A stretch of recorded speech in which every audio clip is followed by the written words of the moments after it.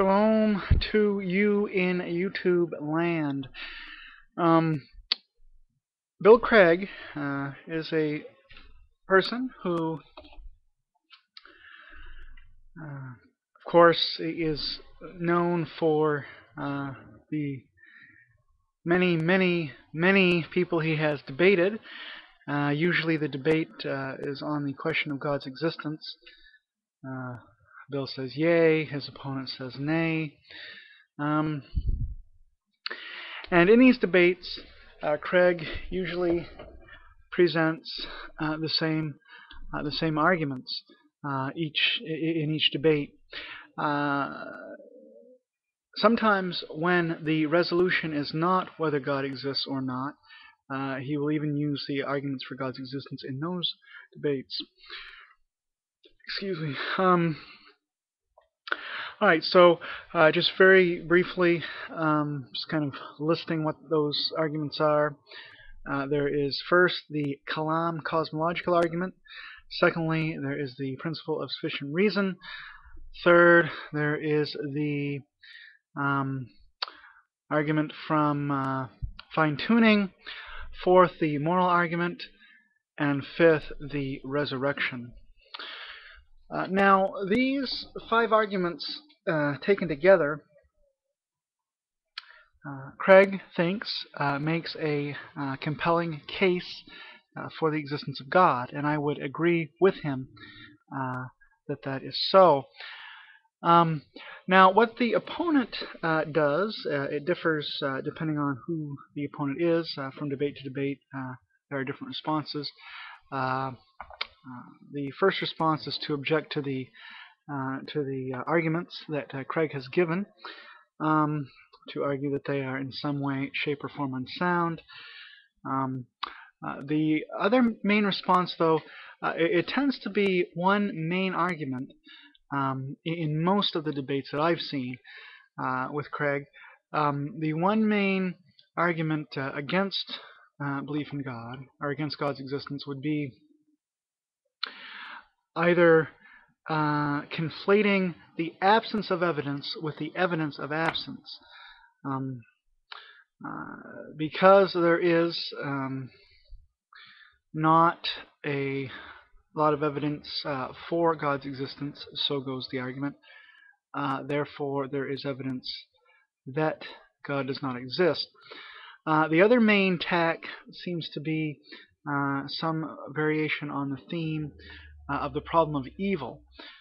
So these 2 responses, not the only responses that people have made to Craig, but the 2 main ones in most of the debates, I think, that I have seen him in.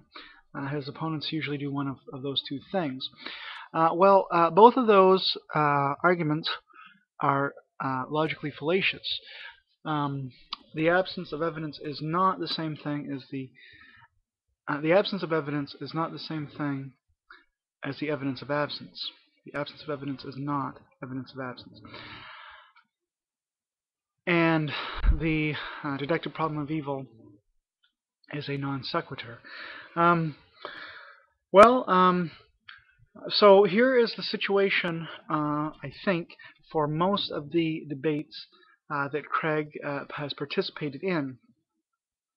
He will present at least these 5 arguments, each of which seems pretty decent to me by itself, but together, again, a very powerful cumulative case for God's existence. His opponent, again, this depends on the opponent, but usually one of 2 fallacious arguments, the problem of evil or conflating absence of evidence with evidence of absence. So Craig is certainly within his epistemic rights in believing in God on the basis of those arguments until someone can come up with a better argument or a better cumulative case than that.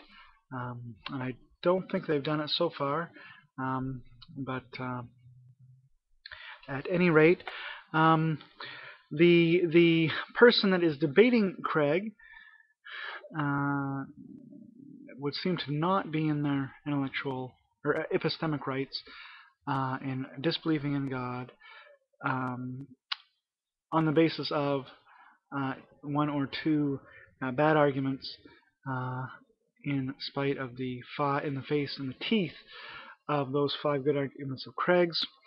Of course, as I've said, the 5 arguments of Craig have all been vigorously objected to by people, and so perhaps those defeaters that the opponents bring up will nullify Craig's 5 arguments, but that does not mean that they have good reason of their own to believe, and so Craig again is justified in believing that there is a God, and since he is consistent, rationally consistent with his other views, he should and does believe in God. He knows the evidence, he follows the evidence where it leads, and he incorporates that in a coherent way into his system of thought. Thank you for watching. Please comment, and shalom out.